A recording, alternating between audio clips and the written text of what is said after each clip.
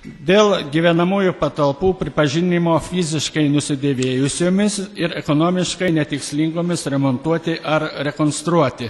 Klausimas nagrinėtas 5 komitetuose, 4 pritarta, vienam komitete išklausyta, taip pat vienam, kur buvo pritarta 4 komitetuose, vienas komitetas, savivaldos ir bendruomenių plėtojimo komitetas, siūlė iš sprendimo projekto išbraukti patalpas esančias Gailutės 4-5 ir siūlyti administracijos direktoriui, atsižvelgus į anksčiau rašytus pareiškimus dėl Gailutės 4-5, išaiškinti, ar šio butų gyventojai pažeidžia įstatymus, ar laikosi nustatytų savivaldybės socialinių būstų nuomos ir manevrinių būtų fondo būstų nuomos ir naudojimo taisyklių.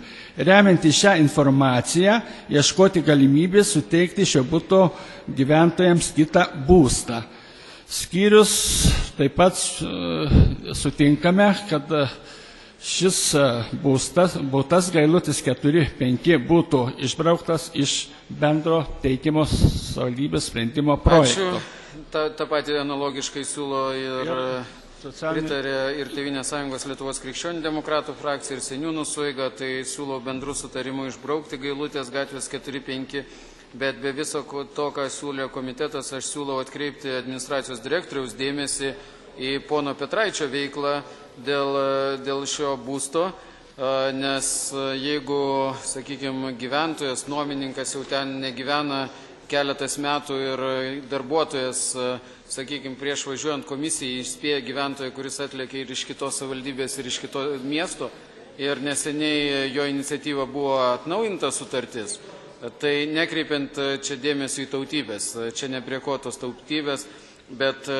atkreipiu dėmesį į mūsų gyvenamo fondo administravimo skyriaus darbuotojų veiklą ir jų kompetenciją ir galbūt netgi savotišką suinteresuotumą. Tai siūlyčiau iš tikrųjų atlikti tarnybinį patikrinimą, ypatingai šio būtų atveju, nes jisai yra unikalus ir galimai parodantis mūsų kai kurių darbuotojų veiklą. Koks Petraičio vardas? Vytautas. Vytautas. Gerai, veiksmai paleisti. Gediminas Žukauskas, prašau.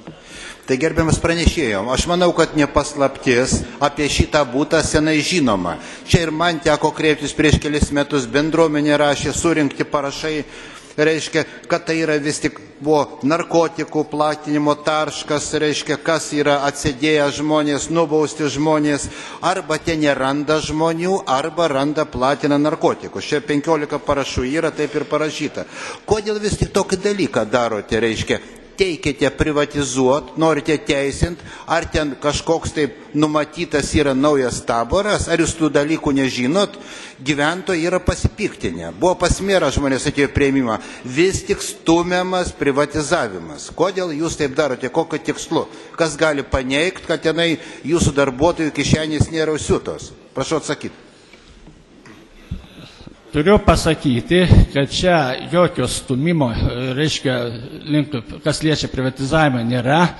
Visi savivaldybės socialinių būstų nuomininkai, vadovaujantis, reiškia, valstybės paramos būstų įsigyti ir sinuomoti įstatymo 12 straipsnio 2 dalies 3 dalim punktų, turi teisę pateikti prašymą savivaldybei leisti privatizuoti, jeigu jame išgyvena 3 metus ir pastatas yra susidėvėjęs daugiau kaip 60%, mes kaip valstybės tarnautojai mes privalome šitą pateikti. O toliau yra tarybos valia priimt sprendimą. Jeigu mes šito nepadarysime, tai mes būsime apskųsti Seimo kontrolierių, kitom instancijom ir būsim mes kalti. Ačiū. Visvaldas Matijošaitis klausė. Ne visai pilnai suprantu tolimesnę eigą šitų būtų. Nurašote juos dabartis, taip, nes neapsimoka jų remontuoti.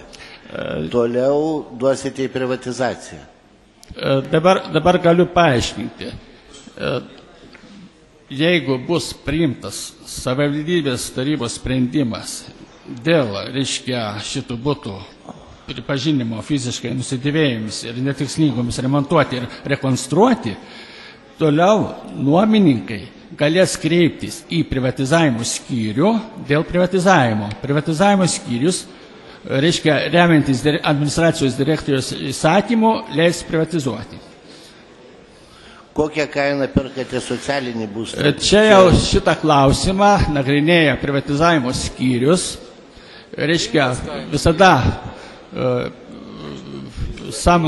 nesamdo, o reiškia, nukreipia nepriklausomam turto vertinimui, kuris yra, reiškia, laimėjęs konkursą savivaldybei ir vertina. Ir pagal įvertintą rinkos kainomą yra parduodama. Nėra jokių čia lengvatinių sąlygų. Paprasčiau sakyti, turto vertintojai vertina ir taip toliau, kad už rinkos kainą išvedžiojat labai sudėtingai. Tai, gerbiami kolegos, tai taip, tai kas norėtų pasisakyti?